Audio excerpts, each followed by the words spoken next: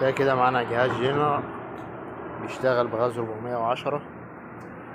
في مشكلة ان الهاي بريشر بتاعه بيفصل. ايه السبب؟